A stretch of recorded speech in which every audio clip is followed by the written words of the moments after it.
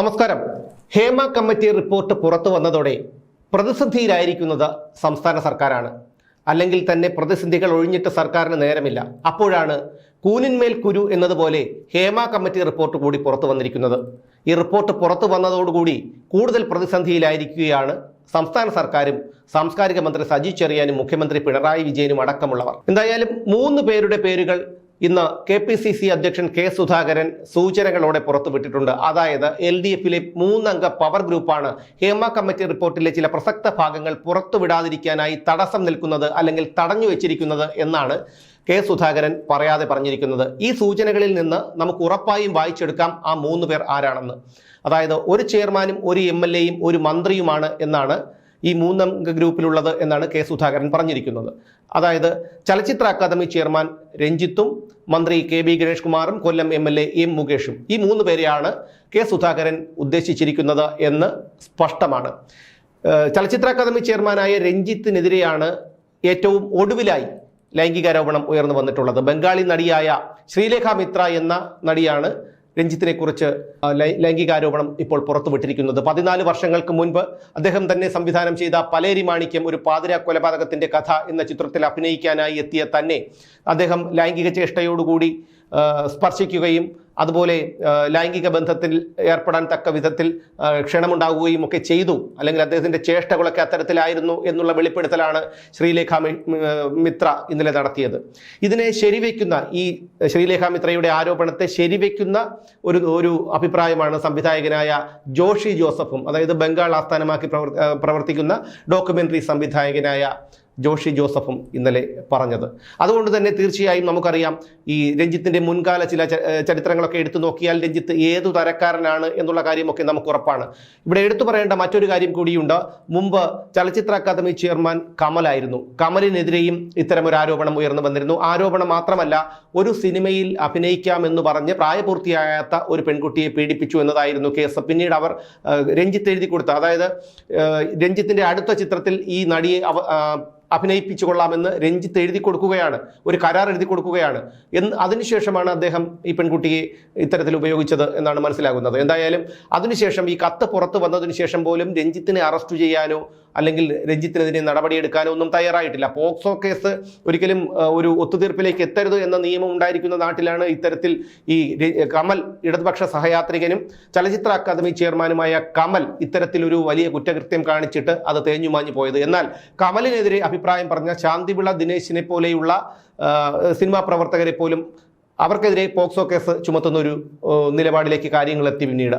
അപ്പോൾ യഥാർത്ഥത്തിൽ താനൊരു പെണ്ണുപിടിയനാണെന്ന് തെളിയിച്ച കമൽ സ്ഥാനമൊഴിഞ്ഞതിന് ശേഷവും ആ സ്ഥാനത്തേക്ക് കൊണ്ടുവന്നത് രഞ്ജിത്തിനെ പോലെയുള്ള ഇത്തരത്തിലുള്ള ഒരു ഇടതുപക്ഷ സഹയാത്രികനായ സംവിധായകനെ തന്നെയാണ് എന്നുള്ളതാണ് ഏറ്റവും രസകരമായിട്ടുള്ള ഒരു കാര്യം. ഇനി CPM-ൽ ഇതൊന്നും ഒരു പുത്തരിയുള്ള കാര്യമല്ല. നിരവധി CPM നേതാക്കൾ ഇത്തരത്തിൽ പീഡന കേസുകളിലേക്ക് ഉൾപ്പെട്ടിട്ടുണ്ട്. അവരൊക്കെ പൂർവാധികം ശക്തരായി തന്നെ തിരികെ പാർട്ടിയിലേക്ക് എത്തിയിട്ടുണ്ട്, ഇപ്പോഴും ഉന്നത സ്ഥാനങ്ങൾ വഹിക്കുന്നുമുണ്ട്. ഇനി മറ്റൊരു കാര്യത്തിലേക്ക് വന്നാൽ, ഈ സുധാകരൻ പറഞ്ഞിരിക്കുന്ന മറ്റു 2 പേരുടെ പേരുകൾ, അതായത് ഒരു മന്ത്രിയും ഒരു MLA-യും, ഗണേഷ് കുമാറും മുകേഷും. മുകേഷിനെ കുറിച്ചും നമുക്കറിയാം, അദ്ദേഹം ആദ്യം ഒരു വിവാഹം കഴിച്ചതാണ്.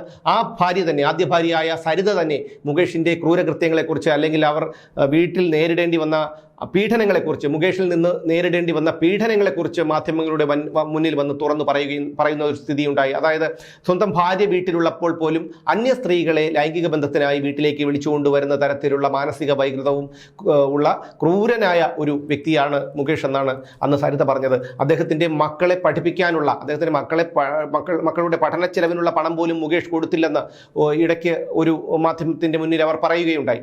അപ്പോൾ അത്തരത്തിലുള്ള ഒരാളാണ് കൊല്ലത്തെ പ്രതിനിധീകരിച്ച് രണ്ടാമതും MLA ആയിരിക്കുന്നത് എന്നുള്ളതാണ് ഏറ്റവും വിചിത്രമായ കാര്യം. ഇനി ഗണേഷിലേക്ക് വന്നാലും ഇതുതന്നെയാണ് സ്ഥിതി.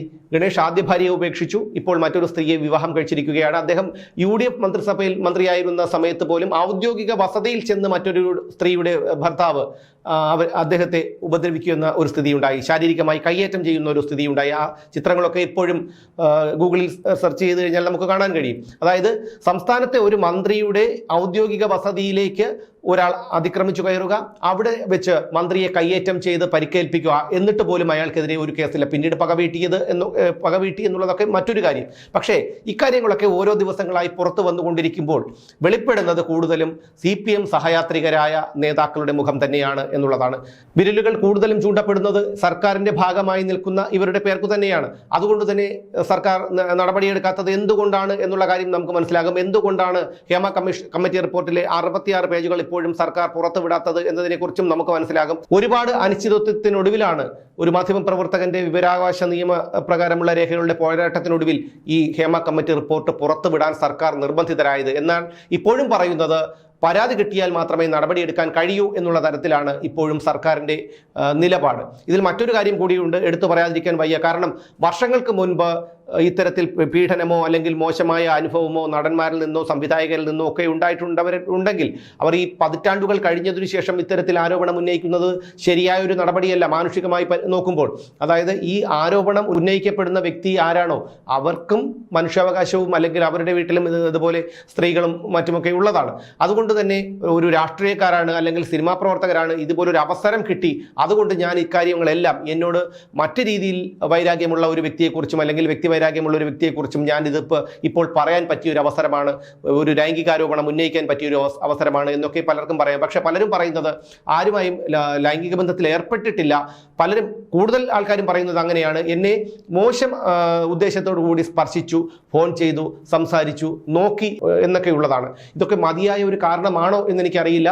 അതെന്തായാലും പ്രേക്ഷകർ തന്നെ ചിന്തിക്കട്ടെ. ഇത്തരത്തിലൊരു സംഭവം നടക്കുന്നത്, അതായത് ഏതു മേഖലയിലായാലും പുരുഷനായാലും സ്ത്രീ ആയാലും ഇത്തരം ദുരനുഭവങ്ങൾ ഉണ്ടാകുന്നത് ഒട്ടും ന്യായീകരിക്കാൻ കഴിയുന്ന ഒരു കാര്യമല്ല. അതുമാത്രമല്ല, ഇത്തരത്തിൽ മുകേഷിനെതിരെയോ അല്ലെങ്കിൽ ഗണേഷ് കുമാറിനെതിരെയോ രഞ്ജിത്തിനെതിരെയോ ഒക്കെ ഇത്തരം ആരോപണങ്ങൾ ഉയർന്നു വന്നാൽ അത് നടപടിയെടുക്കേണ്ടത് സർക്കാരാണ്. മാത്രമല്ല, ഈ ഒരു അവസരത്തിൽ ബംഗാളി നടി പരസ്യമായി തന്നെ മാധ്യമങ്ങൾക്ക് മുന്നിൽ വന്ന് രഞ്ജിത്ത് തന്നെ ലൈംഗികമായി ഉപയോഗിക്കാൻ ശ്രമിച്ചു എന്ന തരത്തിലുള്ള ഒരു ആരോപണം മുന്നോട്ട് വയ്ക്കുമ്പോൾ അത് രഞ്ജിത്തിനെ പുറത്താക്കിയാൽ അത് പിന്നീട് മുകേഷിനെയും അതുപോലെ ഗണേഷിനെയും ബാധിക്കും എന്നുള്ള കാര്യം കൂടി സർക്കാർ മുൻകൂട്ടി കണ്ടുകൊണ്ട് തന്നെയാണ് ഈ ഒരു കാര്യത്തിൽ മെല്ലെപ്പോക്ക് നിലപാട് സ്വീകരിക്കുന്നതും അല്ലെങ്കിൽ പരാതി കിട്ടിയാൽ മാത്രമേ ഇത്തരത്തിൽ കേസെടുക്കാൻ കഴിയൂ എന്നുള്ള നിലപാടിലെത്തി നിൽക്കുന്നതും.